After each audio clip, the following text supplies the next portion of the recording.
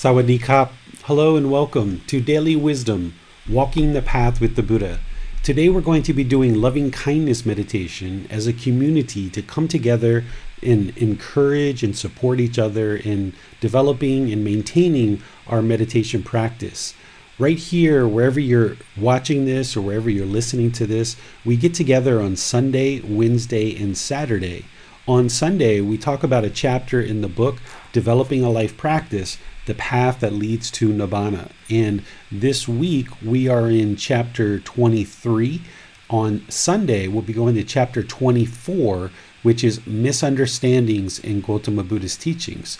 And we're going to be actually restarting this whole program from the beginning of this book here in a matter of weeks. So if you're just joining us for the first time or you've recently joined in, you'll be able to start all over with this book, which you can get for free by just clicking on the link wherever you're watching this for the free book, and you can download it, or if you need a printed copy, you can get a printed copy using that same link. On Wednesdays, we come together and do breathing mindfulness meditation, loving kindness meditation, or Buddhist chanting. And today is our loving kindness meditation day. On Saturdays, we do our Pali Canon and English study group, which are the words of the Buddha. By learning the teachings directly from the words of the Buddha, you'll actually be able to increase your clarity of actually being able to learn and practice the teachings and training the mind to this enlightened mental state that was shared by Gautama Buddha over 2,500 years ago. And the more that you learn about his teachings and the more that you practice them, you can see the truth for yourself as the mind gradually moves to this peaceful, calm, serene, and content mind with joy that we refer to as enlightenment. So I would like to welcome you to our loving kindness meditation practice session, where we'll be starting out with some breathing mindfulness meditation just to kind of get the mind settled. And then we'll be moving into loving kindness meditation and finishing it off with a little bit more of breathing mindfulness meditation.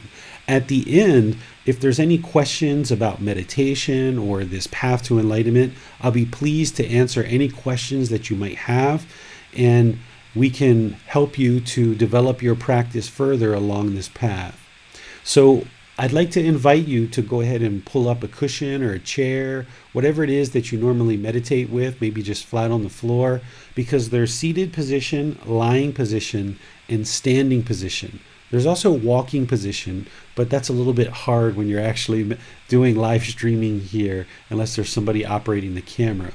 So go ahead and take a position, typically that's seated when you're in a class like this, and your lower body should be nice and comfortable. If you're in a chair, maybe your feet are flat on the floor or crossed at the ankles. It's totally up to you. There's multiple ways to sit. There's no one permanent fixed way to sit that everyone needs to sit. If you're on the floor with your legs crossed, I would suggest that you don't put them in too tight, because you can cut off the circulation, which will make it challenging for you to continue your meditation. Then with your upper body, you would like your spine to be nice and erect where your muscles are engaged. This is going to help keep the mind attentive and alert, because during meditation, the mind may have a tendency to kind of turn off or become sluggish or become inactive, and you want to maintain that active, alert, attentiveness of the mind so that you can actively train the mind. And the way to get to the mind is through the body. So by maintaining this erect posture with the spine, you're using the body in order to get to the mind. The body is like the employee and the boss is the mind. Then with the hands and arms, you can place those anywhere you like. Gautama Buddha placed his right hand on top of his left, and he put his thumbs together, and then he placed that in his lap. So if that's comfortable for you, you can do that. But if that's not comfortable, you can place maybe your hands flat on your thighs or on your knees, on the armrest of a chair. Some people like to put their palms up. Remember, it's not about everybody doing this exactly the same. It's about finding what makes the most sense for you and what allows the body to be comfortable but not luxurious. Because if we make the employee too luxurious, then the employee is not going to be wanting to take us to go see the boss. So we need to make the employee comfortable but not luxurious. Okay? Once you're got your body in position, just go ahead and close the eyes. And as you close the eyes, with the body nice and comfortable but not luxurious, just start breathing in through the nose and out through the nose, taking some nice, steady, consistent breaths. Breathing in and out. Breathing in and out. If your breath isn't synced up to the way that I'm guiding you, that's okay. Just generally take breaths in through the nose and out through the nose, establishing your own natural breath. Not forced or controlled, just nice and steady. Breathing in and out.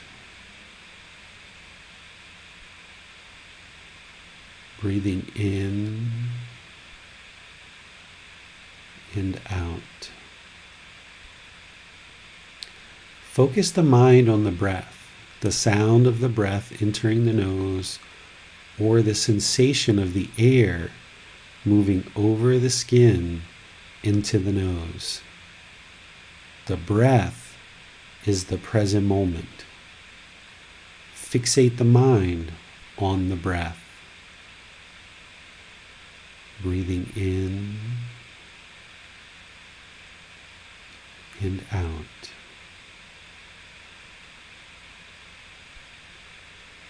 Breathing in and out. I'm going to leave you here to just focus on the breath. I'm going to do some chanting to kind of ease us into meditation and then come back with some more guidance.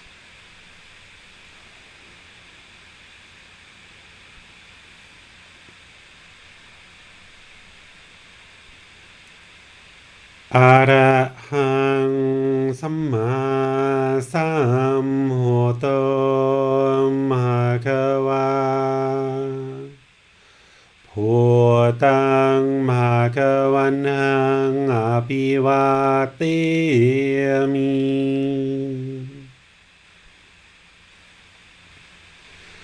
Savakhato Bhagavata Dhammo Dhammang Namasami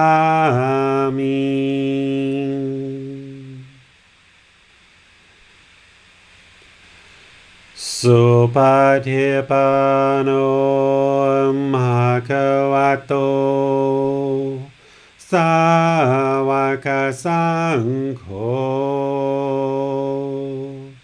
Saṅghang Namami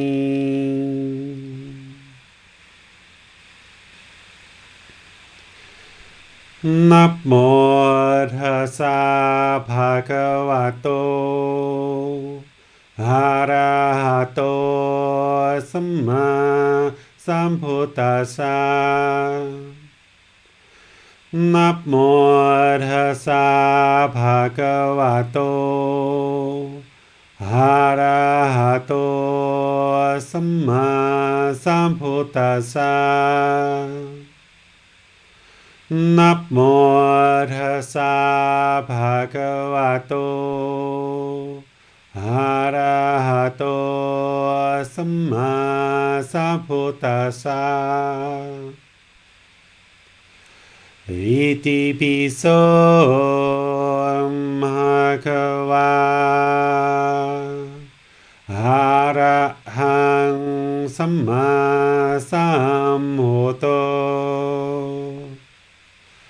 vicacaranang samhuno sakhato rokavitu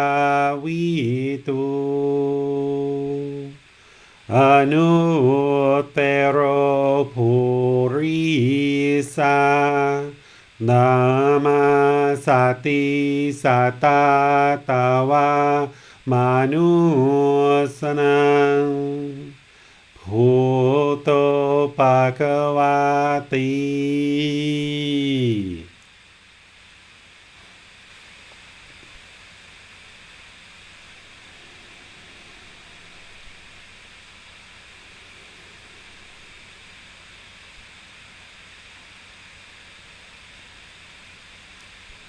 Should be breathing in and out.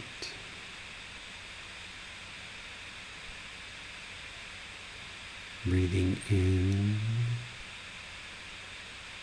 and out. Just try to slow the mind down.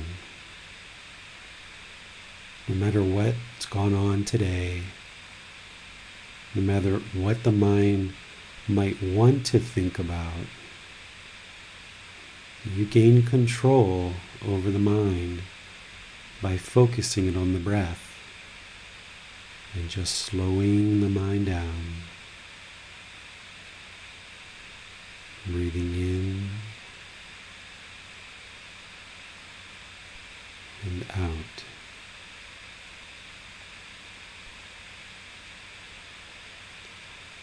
Breathing in and out. Just observe one breath at a time. Just one breath. Don't focus on the future. No focus on the past. Just one breath at a time. Focus on the breathing in,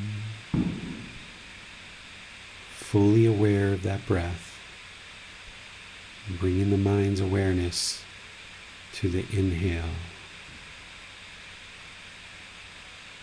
and breathing out, fully aware of the exhale.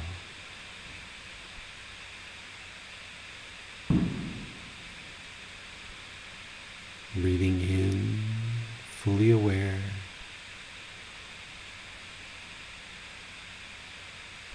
Breathing out, fully aware of the entire breath.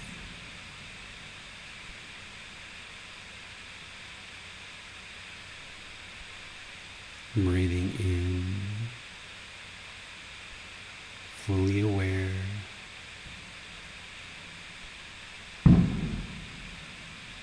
Breathing out, fully aware.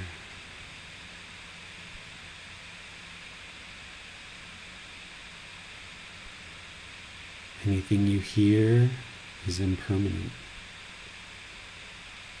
Any thoughts are impermanent. Any sensations on the body, they're impermanent. Anything and everything is all impermanent. Whatever arises will cease to exist. Breathing in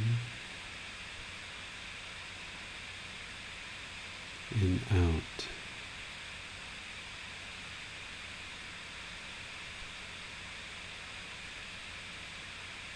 Breathing in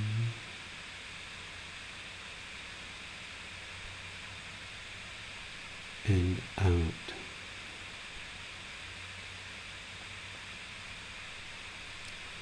Continue to stay focused on the breath, being fully aware of each and every breath, all the way in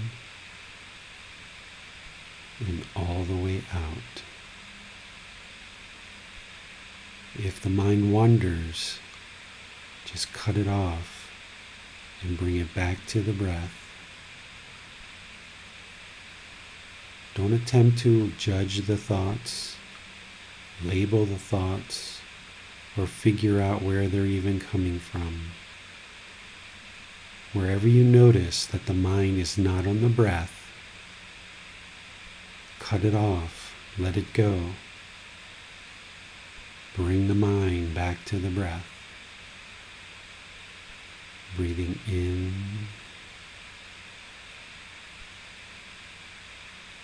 and out.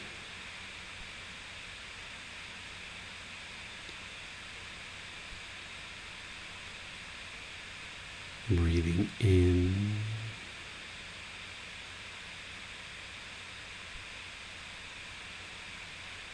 and out.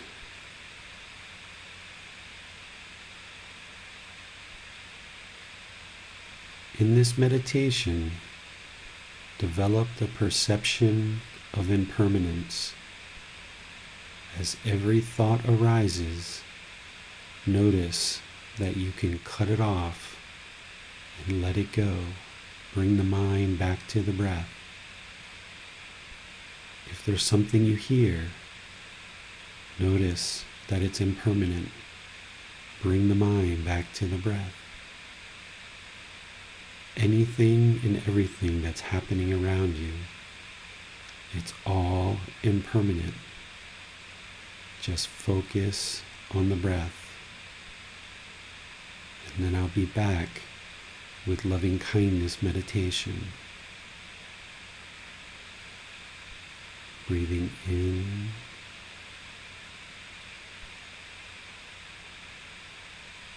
and out.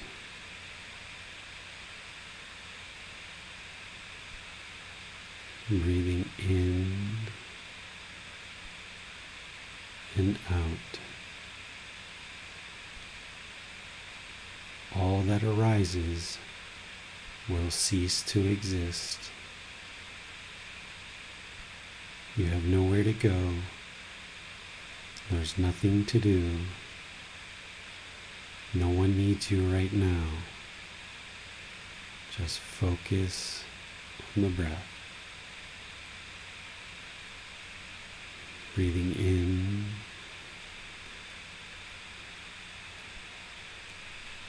and out.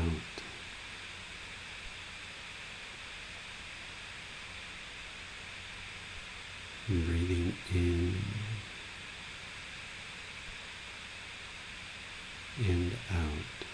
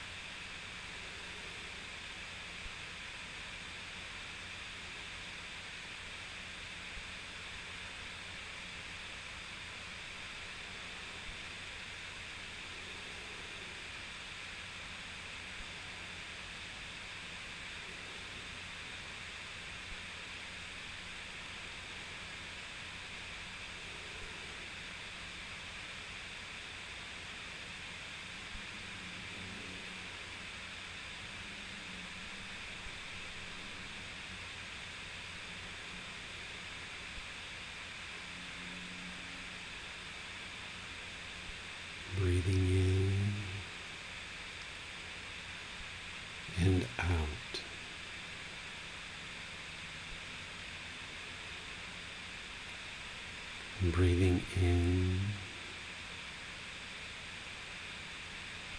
and out.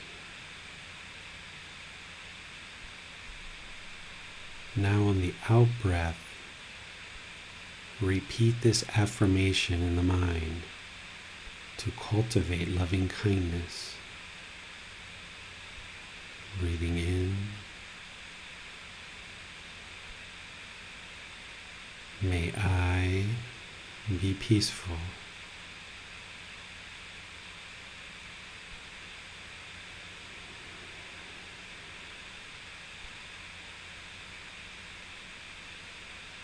May I be safe.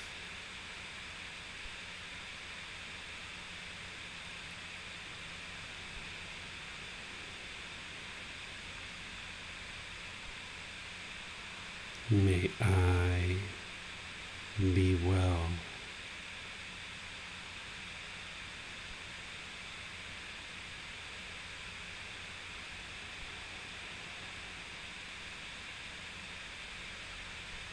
May I be free of all discontentedness and the suffering it causes.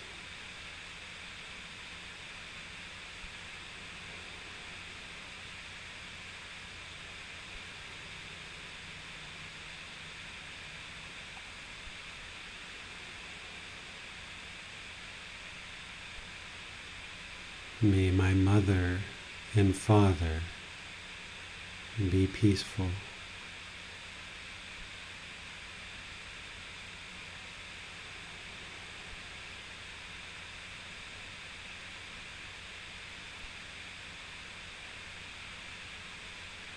May they be safe.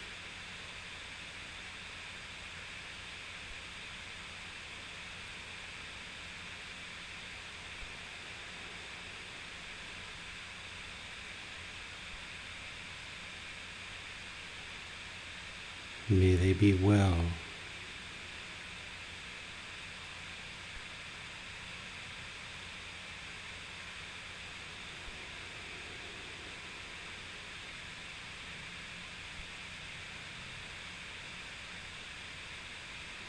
May they be free of all discontentedness and the suffering it causes.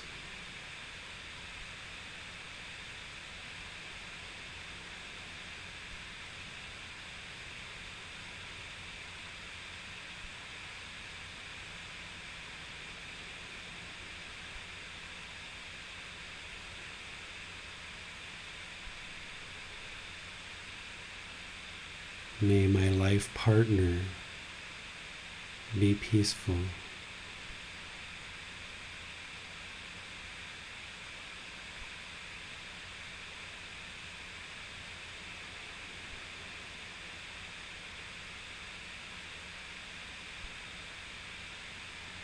May they be safe.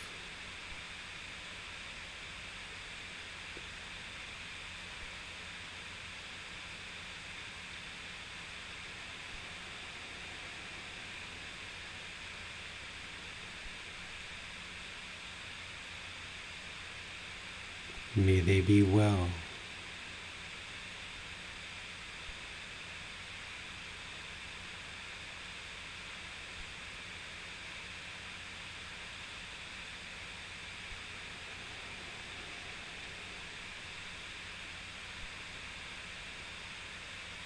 May they be free of all discontentedness and the suffering it causes.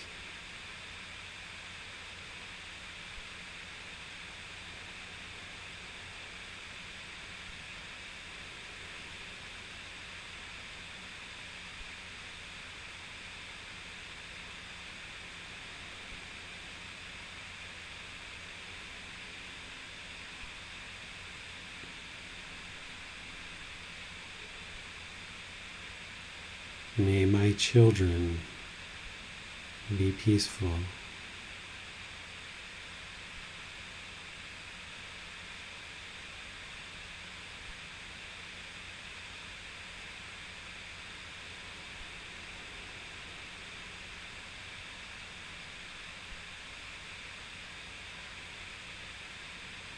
May they be safe.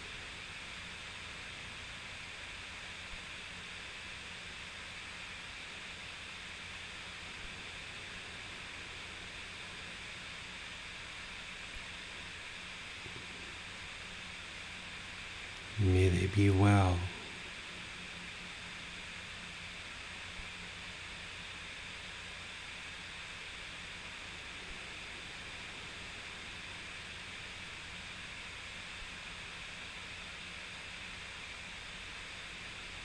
May they be free of all discontentedness and the suffering it causes.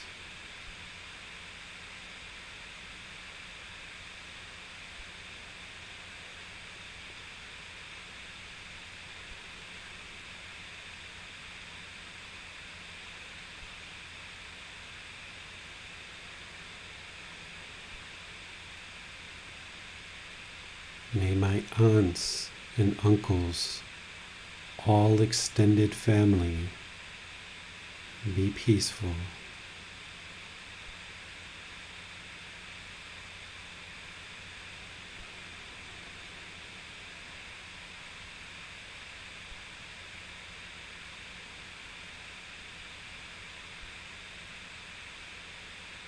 May they be safe.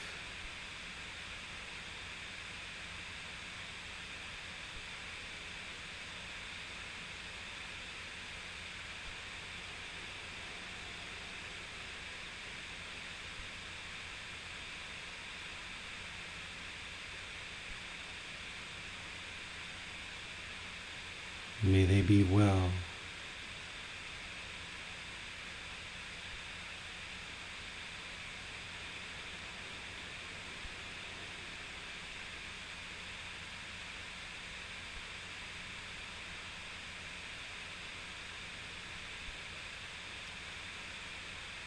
May they be free of all discontentedness and the suffering it causes.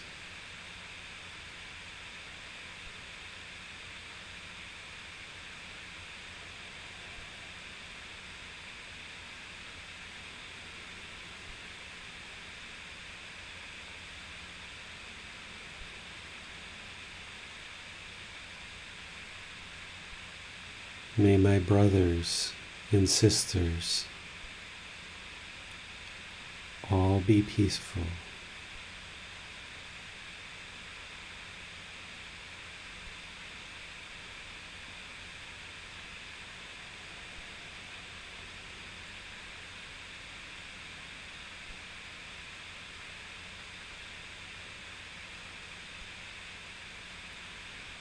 May they be safe.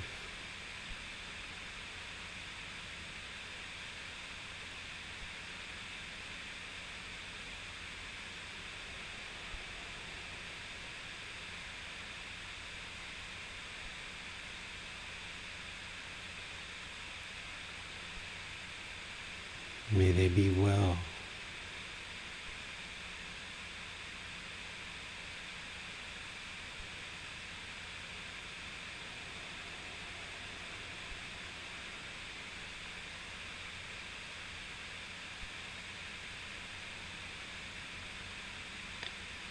May they be free of all discontentedness and the suffering it causes.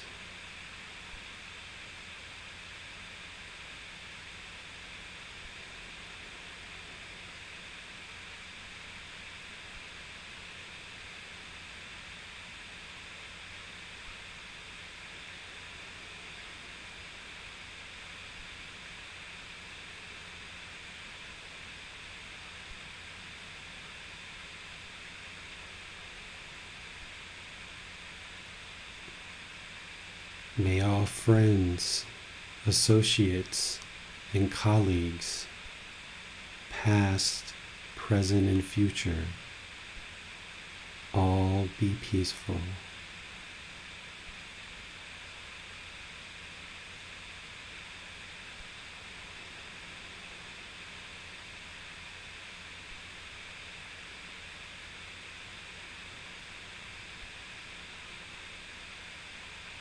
May they be safe.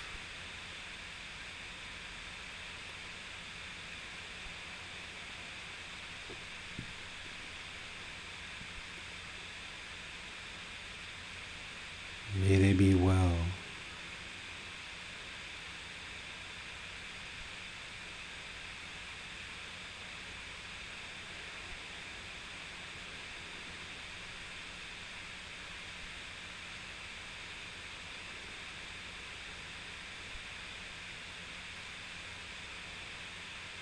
May they be free of all discontentedness and the suffering it causes.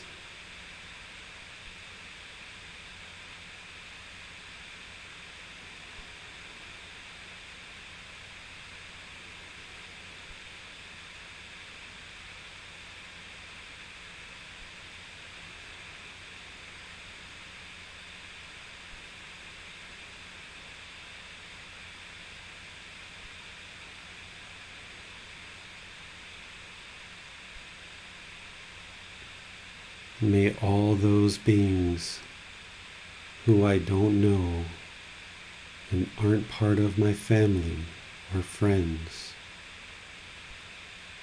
may they all be peaceful.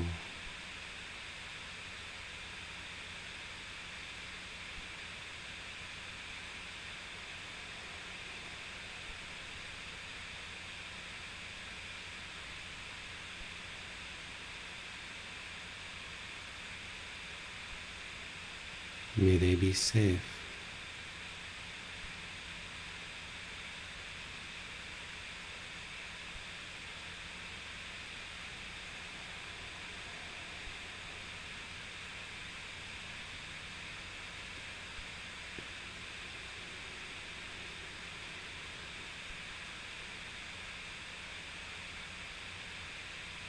May they be well.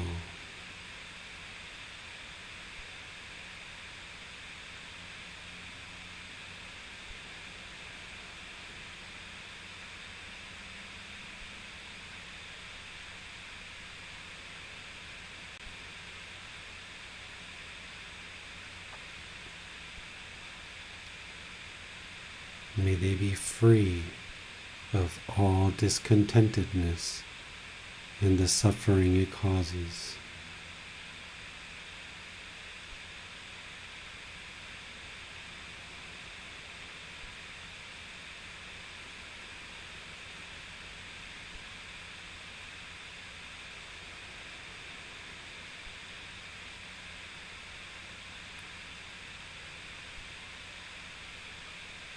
May all beings, no matter where they reside, on this planet or far, far beyond, may they be peaceful.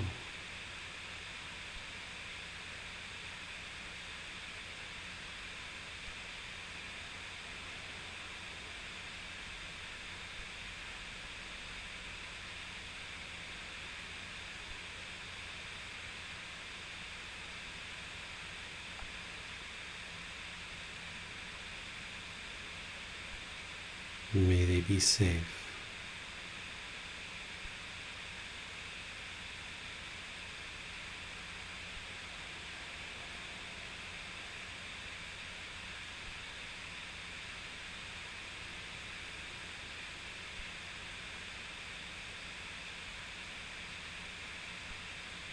May they be well.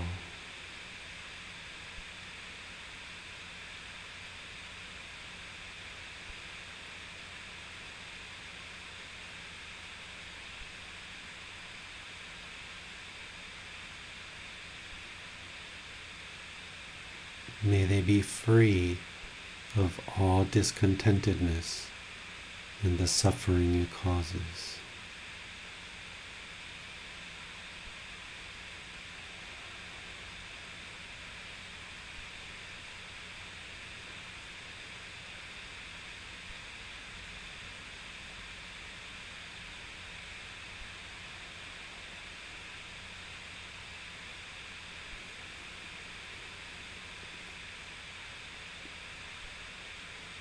Now focus on the breath, breathing in and out.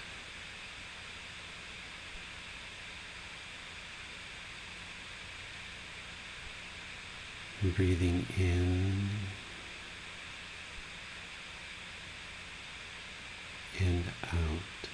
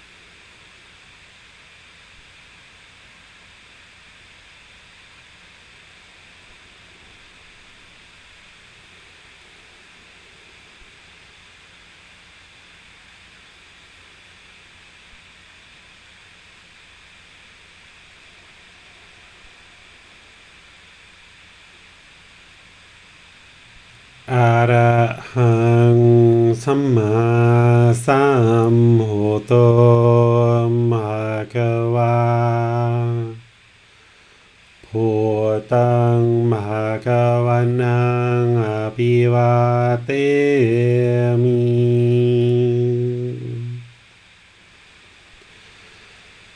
สวากขาโตภะคะวะตาธัมโมตัมมังนามาสามิ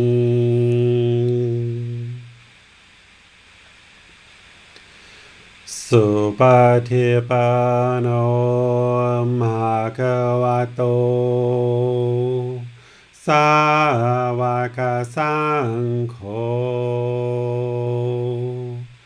สังฆังนามามิ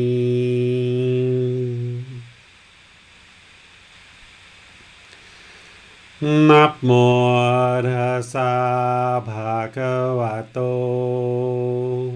อะระหะโตสัมมาสัมพุทธัสสะนะโมตัสสะภะคะวะโตอะระหะโตสัมมาสัมพุทธัสสะนะโมตัสสะภะคะวะโตอะระหะโตสัมมาสัมพุทธัสสะอิติปิโสภะคะวะอะระหังสัมมาสัมพุทโธวิจาจารนังสัมโนสัคขะโตโรกาวิตุอนุเตโรภูริสานามาสติสัตตาตาวามนุสนังพุทโธภควาติ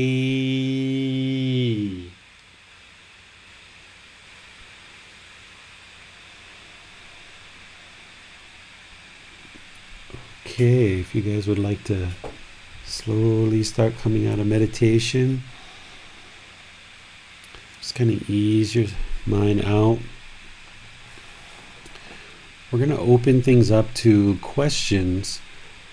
If you're in Facebook, YouTube, or in the Zoom classroom, you can type your question into the comment section, and our moderator, James, will see that and be able to ask during the class. If you're in Zoom, you can also electronically raise your hand and ask your question as well. So whatever works best for you. I'd just like to open up to any questions you have on the meditation we did, or anything that you've been studying and learning along this path to enlightenment that you would like some clarification on. We have a question from Max. He asks, can we do loving kindness affirmations by geography? Yes, you can. You can start, of course, with yourself, because you always want to start with I. And then you probably want to expand out. You can do it as small and narrow and as wide as you like. You might start in your house or your flat, go to your building, go to your block, go to your city or town, go to your county, go to your state or province, go to your country, go to your continent, go to the entire earth. You can do it that way if you like, depending on, how refined you would like your rings. It's really up to you how you do that.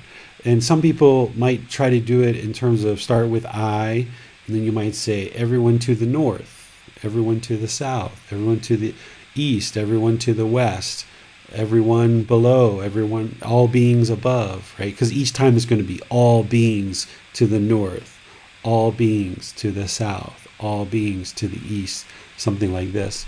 So yeah, you can totally do geography.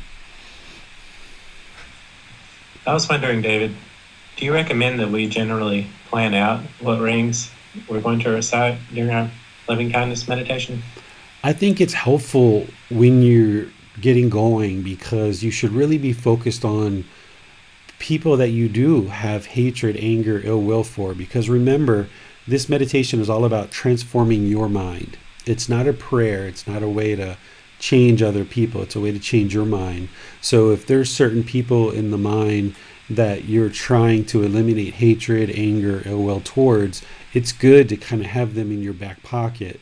And as Max taught in one session, you might want to start out, of course, with I, and then go to people around you that you're fairly affectionate with, that you find it quite easy to have loving kindness for, and then go to kind of more of like a neutral group or individuals, and then go to people that you find it challenging to have loving kindness for. This can be helpful to kind of segment and expand out. And you might notice, even though in this group learning program, every time I do different rings, I just do that as a way to give you guys a sample of different options that you could do.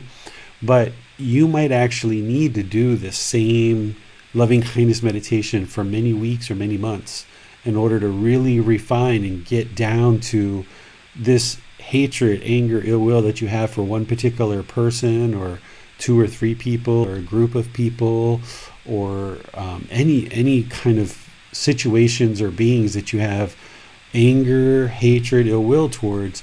You need to eliminate that and transform it out of the mind. And the way that you do that is through practicing loving kindness meditation and then practicing loving kindness in daily life. So you might find that you need to do the same loving kindness meditation over and over. I think I've shared here a few times about how when I first got underway with loving kindness meditation, I had a lot of challenges with my mom. She's now passed away, but I had a lot of deep-seated resentment towards her for things that happened when I was a child. So probably for a good 6 months or more, every single time I meditated loving kindness, it was always involving her, until finally I felt it lift and I was able to have a really good relationship with her before she passed away. So yeah, you should probably kind of plan things out. For me, when I teach these classes, I really don't know what I'm going to do in terms of rings until either right before the class or sometimes even during the breathing mindfulness meditation. It'll just come to me about what I think I should do the rings for. But in terms of you diligently, in a committed, consistent way of really tackling the hatred, anger, ill will that you have in the mind, you should know the types of people and the groups of people and the individuals that you're really trying to cultivate this for. Because otherwise you're just kind of smattering, and trying to kind of throw spaghetti on the wall and see what sticks, rather than being very almost surgical with your loving kindness meditation. Thank you, David. I was also wondering if we find ourselves feeling aversive feelings toward situations rather than individuals, is there a way that we can cultivate loving kindness towards these situations through our meditation? Can you give me an example of what type of situation you're thinking of? I would say perhaps a job or a living situation where it's not so much just one person, but the situation in general is perhaps triggering aversive feelings. Yeah, you can do like your colleagues or your workplace, you can do your home, all those who reside in my home, or like if you're in a building, like a new place that you've moved to and it's very loud or noisy, or every time you go out, people are kind of angry and disgruntled with you, then if you feel some hatred and anger arising in you because of what's happening around you, then you can cultivate loving kindness for those people, because there's individuals in those situations that you have anger, hatred, or ill will towards, because just the situation, you can't have anger towards just the situation. It's actually the individuals, the people in them, that you're having the anger, hatred, ill will towards. So it's identifying them and cultivating the loving kindness and then practicing it. Because a lot of times what people do, especially if they're coming over from like a Christian background or a Muslim background where they do a lot of prayer, prayer, oftentimes people are praying for other people and asking other people to change and for people to do things, which never works, right? That's not the way any of this life works. You can't change other people through your prayer, through your meditation. So oftentimes what people think is they should be meditating, and then when they get up and go outside, everything should be perfect. But that's not the way it works. You've got to take that cultivated, active goodwill without judgment from loving kindness. You have to cultivate that in meditation and then take it with you in your daily life and practice being polite, kind, friendly, and respectful to all beings.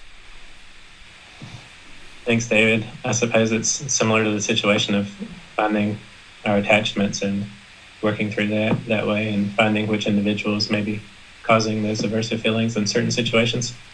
Yeah, Gautama Buddha talked about how I forget what word he used, but I'll use my words. But this is from his teaching. He talked about how kind of an astute or a committed, dedicated practitioner would always be aware in their mind of what it is that they're actively working to eliminate and actively working to cultivate in the mind. So this is why this path is all about seeking guidance from a teacher, is that each individual should know, okay, I've got a lot of ego and arrogance. I need to get rid of this. Let me seek guidance from my teacher about ego and arrogance. Or I've got hatred and anger. Let me seek some guidance on that. Or I've got sadness or anxiety or boredom or loneliness. Let me seek some guidance on this.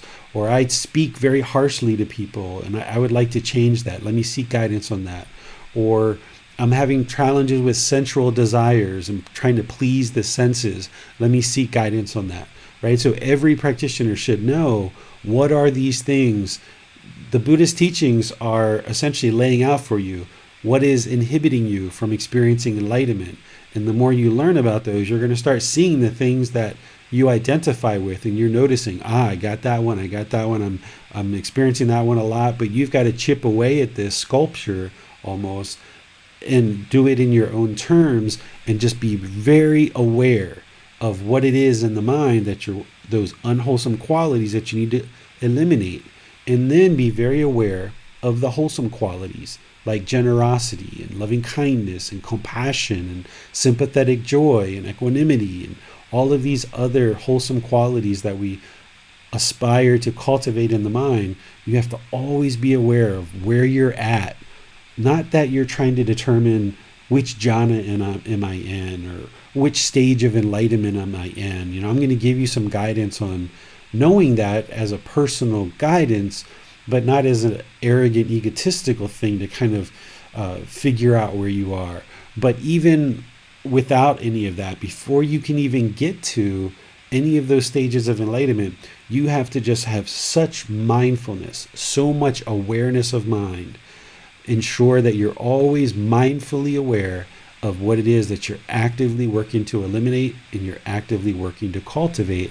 And by always being on top of that, whenever you see that arrogance arise, boom, you can cut it off and get rid of it and say, nope, I'm not interested in that. Or wherever you see an opportunity to be generous and you feel like being a little bit of selfish, you're like, no, let me be generous here. And you just push through that wall and be generous. Or you start observing that you're speaking harshly to people. Even you cut yourself mid-sentence, just cut it off, apologize to the person, and just work on it and try to get better at it. Whereas if you're not aware of any of these things that are going on in the mind, if you don't have awareness of mind, you'll never be able to eliminate and cultivate the things that you need to eliminate and cultivate. So the Buddha always taught to just be so aware of this. And that comes to loving kindness meditation, is being aware of what people you're having anger, hatred, and ill will towards, so that when you're meditating, you can just always ensure those people are in there and that you're surgically working through this mind and sorting out all of these unwholesome roots and then cultivating the wholesome roots. Thanks, David. We have a question from Aiden. Can I practice non-meditative metta in public, aiming the loving kindness toward those beings around me? For example, in a queue at the store. Absolutely. Yeah, this is really helpful that, while you're standing there and everybody's being discontent and angry because they're standing in line and they're impatient, and you're trying to practice equanimity, which is evenness of temper, especially in difficult situations. Yeah, you can just maybe be well, maybe be peaceful. You see somebody struggling in their day, but you can't do anything at that moment to help them. May you be peaceful. May you be well. You can direct that in the mind, and that will help to further cultivate your loving kindness. It's not meditation, but through doing meditation and doing it regularly in your daily life where you see situations, may you be well. May you be peaceful. When people used to attack me quite a bit on Facebook, oftentimes I would just say to myself, may you be well. May you be peaceful, because I can see they're so discontent and so angry and they just want to attack people. And all I can feel is just loving kindness for them, because you can see they're really deeply suffering, very deeply discontent. And in that situation, you can't fix them. You can't fix them because you didn't cause the problem. They're causing their own anger and frustration, for example, in this particular example. And the only thing you can do is maintain your loving kindness. And if it helps you to just think in the mind at that moment, as you're typing out a message, as you're standing in queue, as you're doing anything, if somebody cuts you off in traffic while you're driving, may you be well, right? May you be peaceful. May you be safe. All of those things are really good to think about that throughout your day.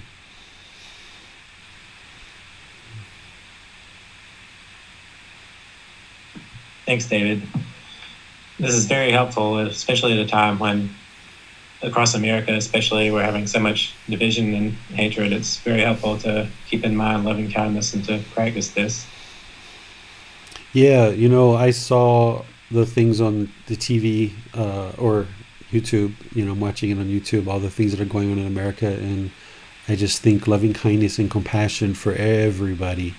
And it's a really difficult time in America for some very specific reasons that I think people will learn about in the future, about why all of this is coming about at this particular time. But all we can do is do our part. And our part is to focus on our practice. So no matter what's going on around us, we've got to focus on training our own mind, because we can't control this external world.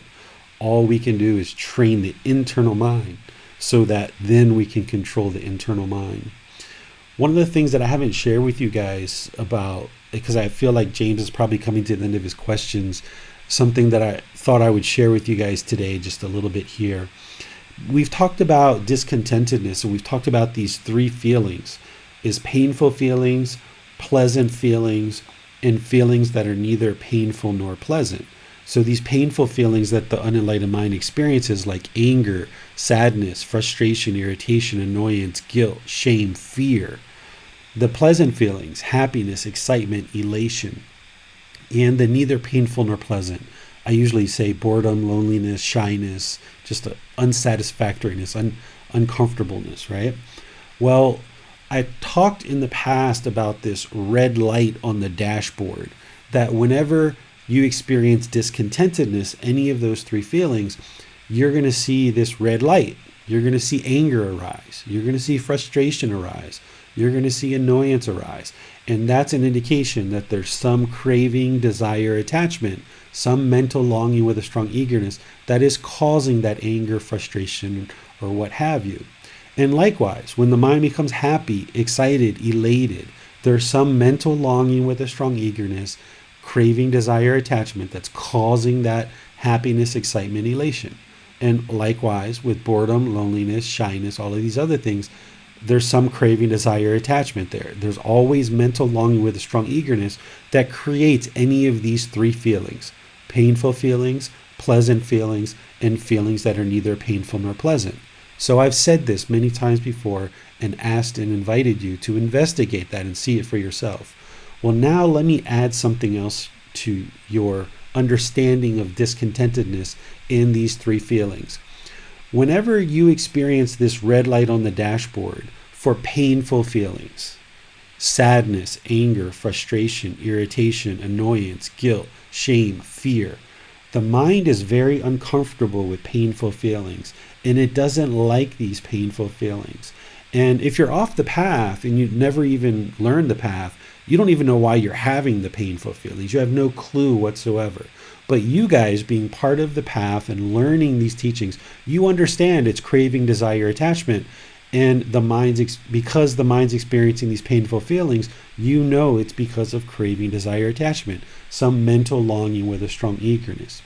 Well, what the unenlightened mind will have a tendency to do is that when it experiences these painful feelings, whatever it is, to whatever degree it is, it will typically then search out pleasant feelings.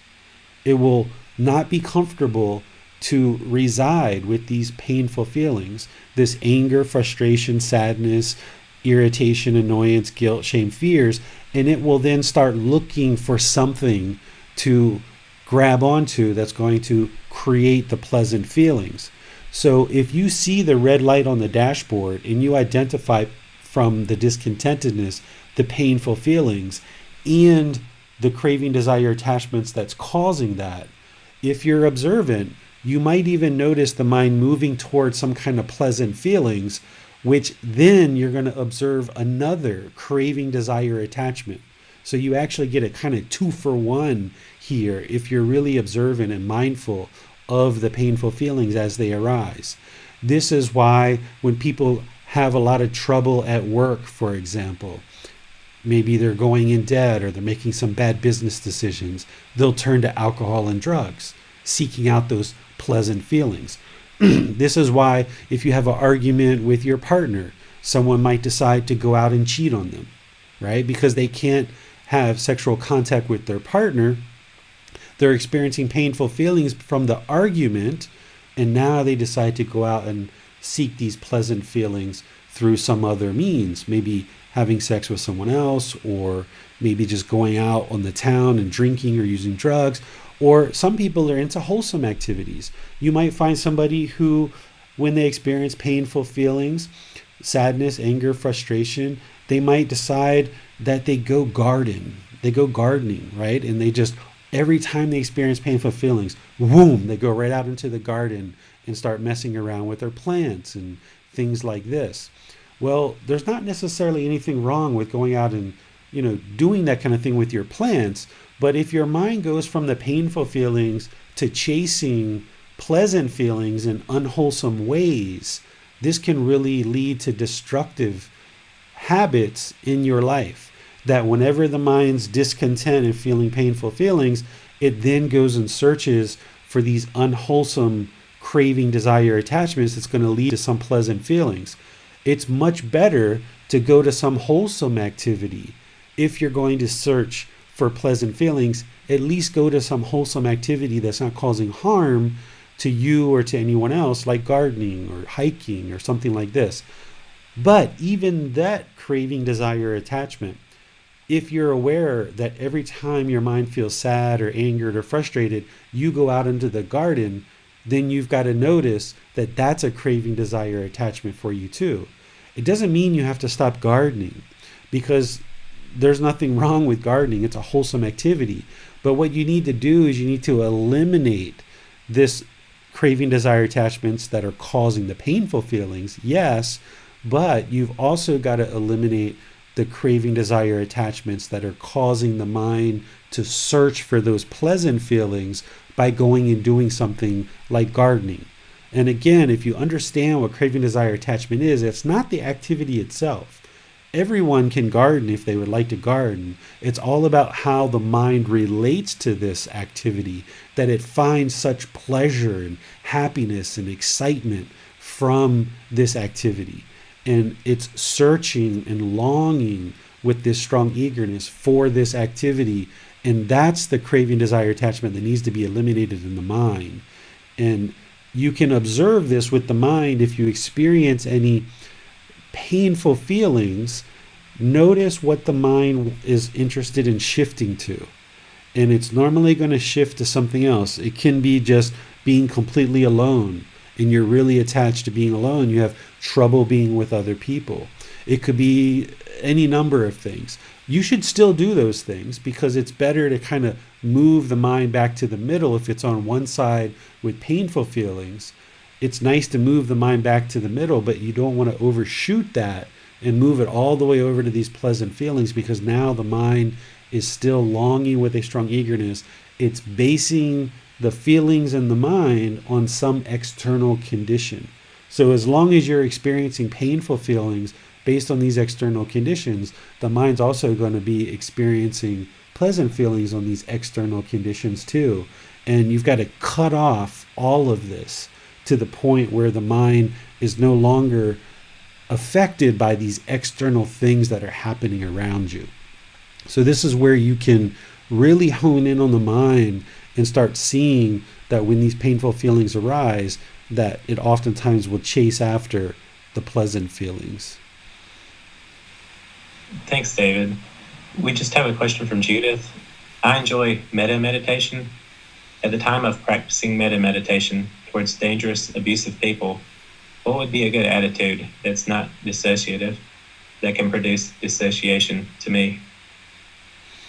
I'm not sure I understand your question 100%, Judith, but if you have people that are abusive in your life or in other parts of, around you, it's very helpful to cultivate loving kindness.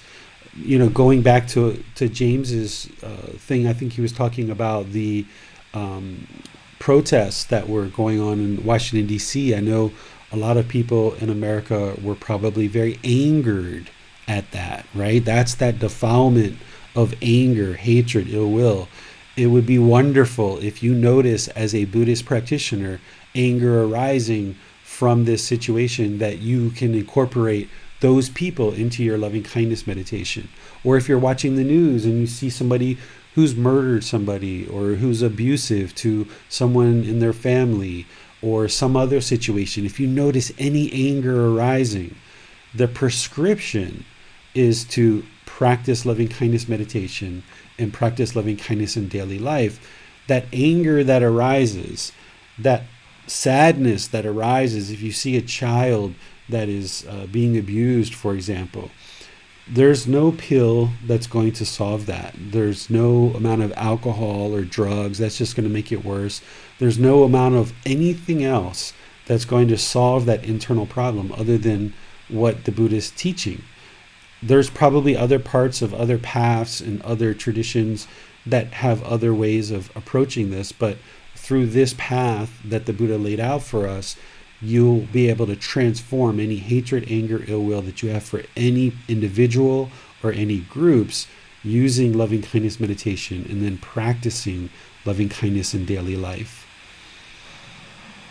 We have a question from Nicholas on Facebook. He asked, painful feelings, pleasant feelings, and feelings that are neither painful nor pleasant are the unenlightened categories. Those cover everything, right? So what category of things does the enlightened mind have? What is there besides painful, pleasant, and neither painful nor pleasant? An enlightened mind isn't going to experience those feelings because those feelings are based on external conditions. So the mind, in an unenlightened mind, really wants pizza, for example. Say my son really, really wants pizza. And say we call the pizza shop and they're closed for today. Just say they're closed. He can't get his craving, desire, attachment fulfilled, and now the mind becomes sad or angered because of this external condition isn't met. The mind isn't comfortable with impermanence. The mind craves permanence, thinking that every time we place a call, we should always get pizza, and that's just the way it should always be. An enlightened mind in that same situation, calling up the pizza shop, hearing that it's closed, would just be like, oh, well, okay, that's impermanent, and move on to the next thing.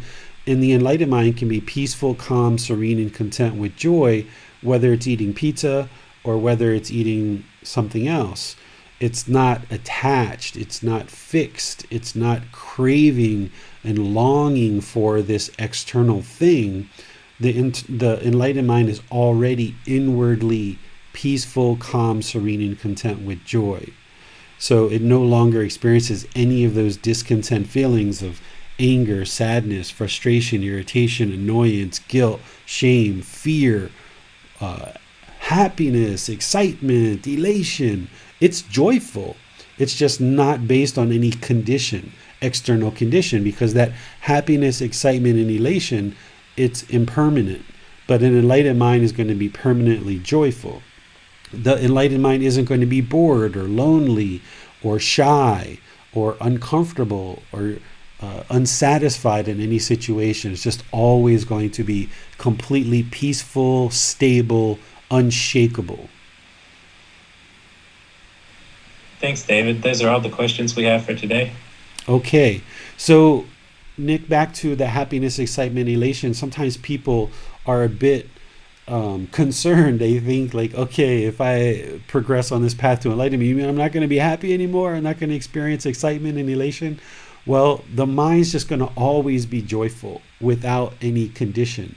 That happiness, excitement, and elation, it's discontent because it's based on an external condition and it's impermanent. Therefore, happiness, excitement, and elation, while you're experiencing it, might feel kind of good. But then because it's impermanent and when it's over, that's when the mind then swings to either boredom or loneliness or sadness or anger or some other discontent feeling. So as long as you allow the mind to experience feelings based on external conditions, it's always going to be shaken up by something. It's always either going to experience these painful feelings, these pleasant feelings, or these feelings that are neither painful nor pleasant based on some external condition. So what the enlightened mind has done is it's gone inward and it's removed all these external conditions. It's let go of all of these external conditions. It's trained the mind to be so peaceful, calm, serene, and content with joy no matter what's happening around you at any given time. And the mind is no longer shaken up by impermanence. So an unenlightened mind, if your boyfriend, girlfriend split up, you're going to be sad or angry because the mind's craving permanence. Or if you order that pizza and it either doesn't show up or the place is closed, the mind's craving permanence. It has this outward searching and seeking satisfaction externally. And now it doesn't get what it wants. It's discontent. It becomes painful. It becomes sad or angered. So if you allow the mind to get so happy when you order pizza, for example, all right, we've got pizza coming. All right, we're so excited. Well, that means someday it's going to be sad or angry because that condition is not permanent. You can't permanently get the pizza. So if you allow the mind to latch on to this external condition for happiness, excitement, and elation, which is temporary, then someday you're essentially inviting in painful feelings because you allowed it to seek these external pleasures. And the mind is usually seeking these external pleasures and pleasant feelings through the 6 senses. The 5 senses that you know about, which are the eyes, the nose, the mouth, the ears, and the bodily contact. That's the 5. But then there's the 6th one, which is the mind, which oftentimes the mind will just daydream about certain pleasant things. And if you use these senses and if you look at how the mind works, it will long for pleasant feelings. It will have this strong eagerness through these 6 senses, looking for pleasure through one of these 6 senses. And when it gets it, it's happy, it's excited, it's elated. It sees something it likes, it smells something, it tastes something, it hears something, or it feels something on the body. Or the mind is, thinking about some pleasant thing. And it's happy, it's excited, it's elated because it's taken in some kind of condition through these 6 senses. But that's not permanent, because all these external things that the senses are grabbing onto are not permanent. So when they're gone, i.e., because of impermanence, now the mind's going to experience the painful feelings.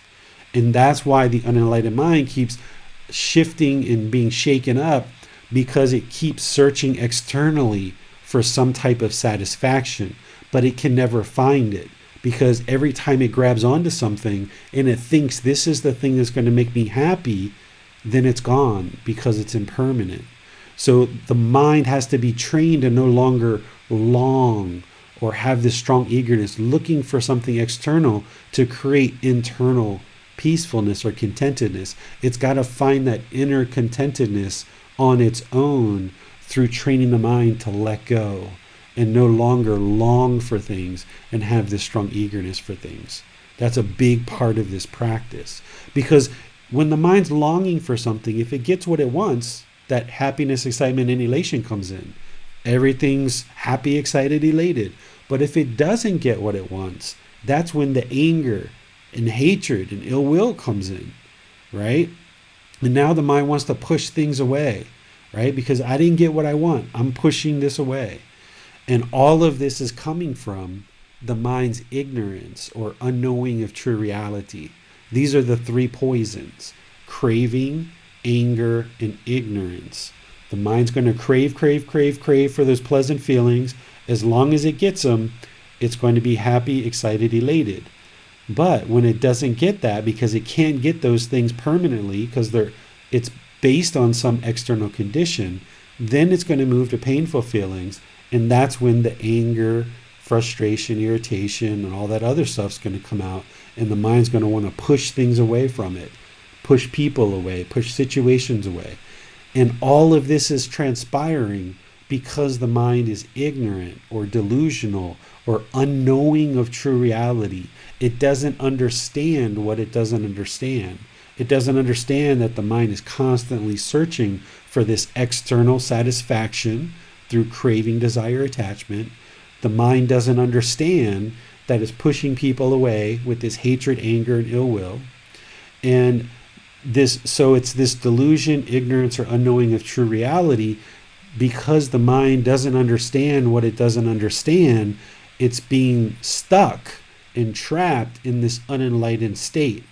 And as soon as you learn the Buddhist teachings, and the more and more you practice them and you realize what's going on, you gain wisdom.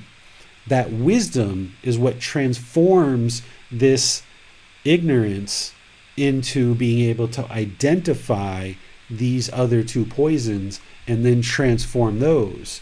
So you transform the craving, desire, attachment with generosity, by being generous and giving, sharing, living open-handedly, right?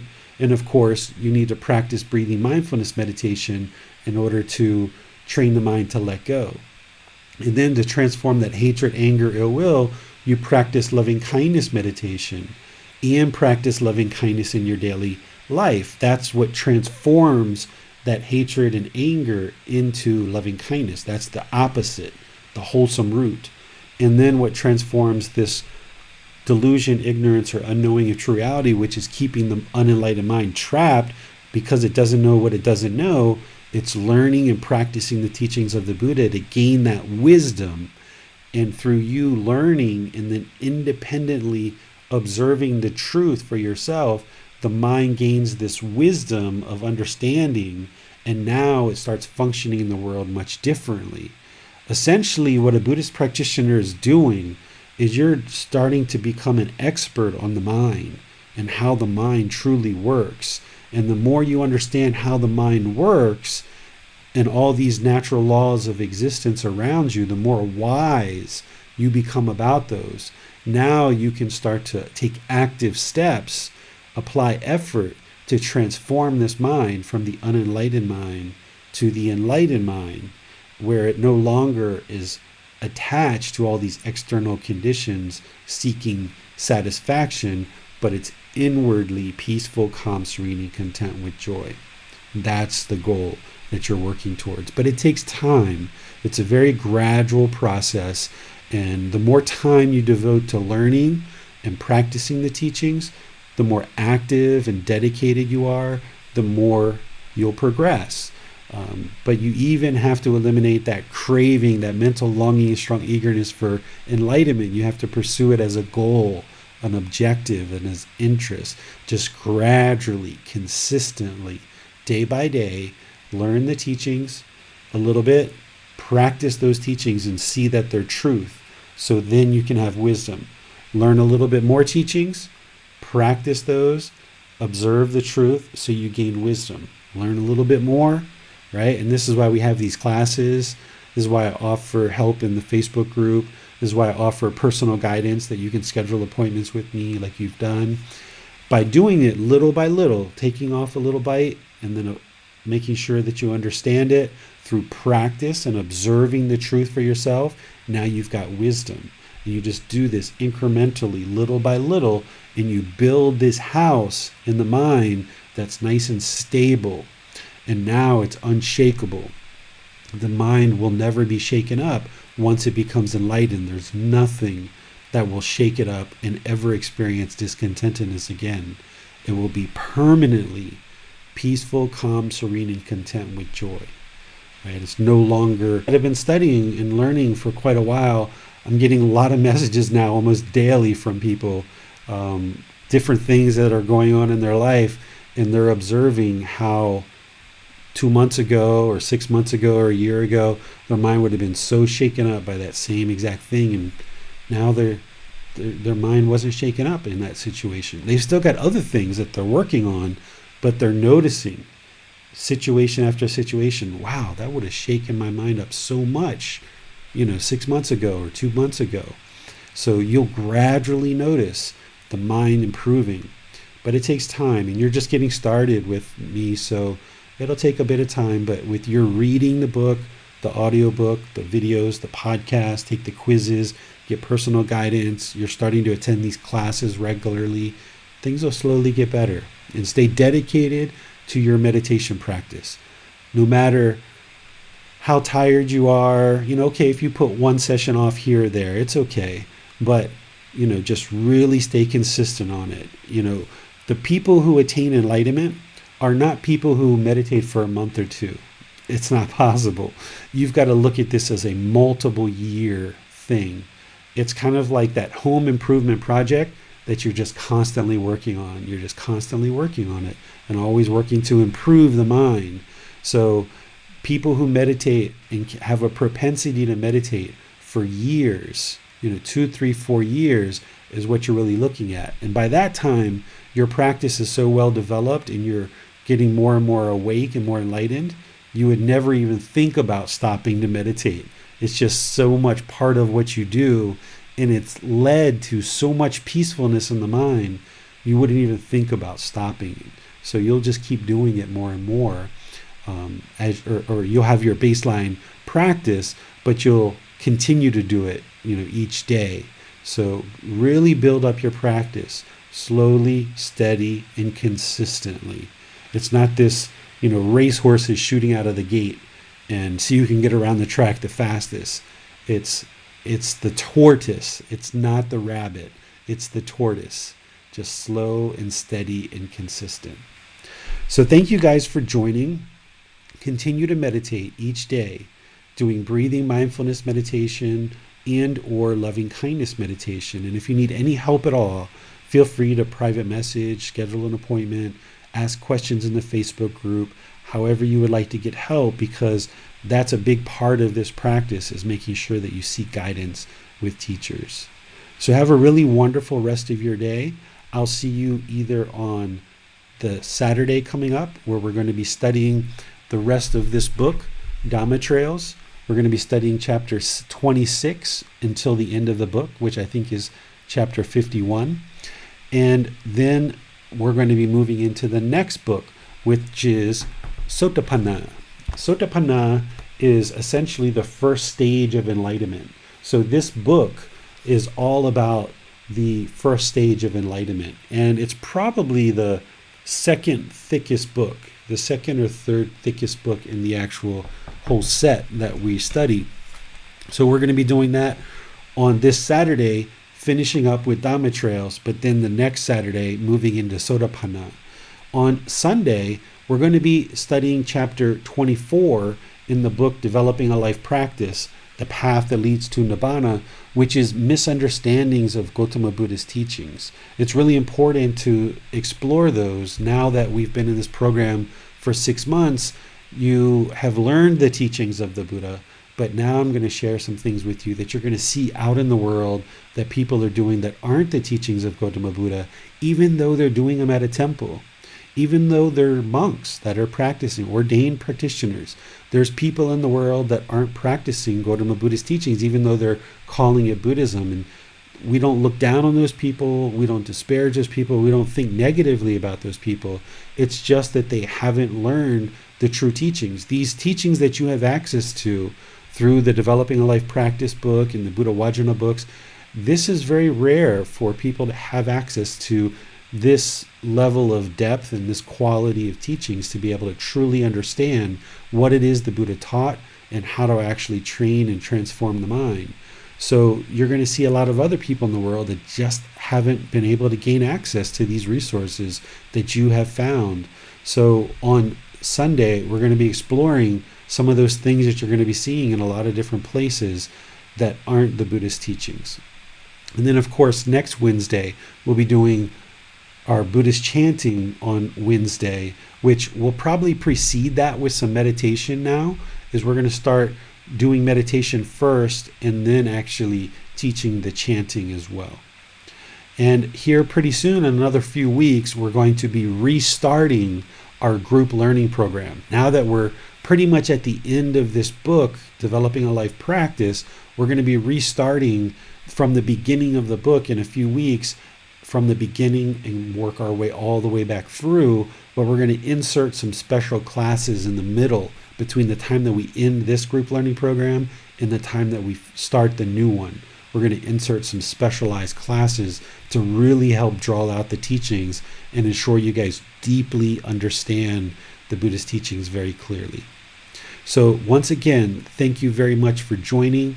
Thank you for your dedication and your commitment to learning and practicing these teachings, because when you do so, you're improving your life, and you're improving the life of the people around you, and you're improving the life of all of humanity. Oftentimes we get this wrong. We feel like we want to go out and change the world, but that change really starts with you. So congratulations to you for deciding to improve your own mind, because by doing so, it's going to help you, those around you, and all of humanity. So until next time, have a wonderful day. Sawadee khap.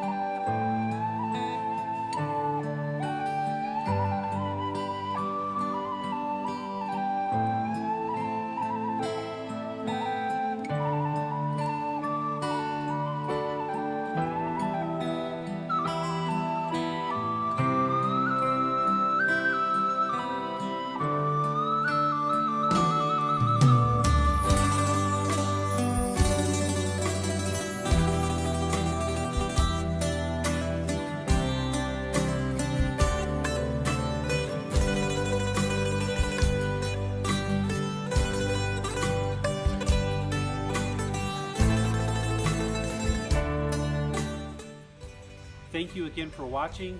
Enjoy your meditation. Look forward to seeing you online and answering any questions that you might have. Thank you so much.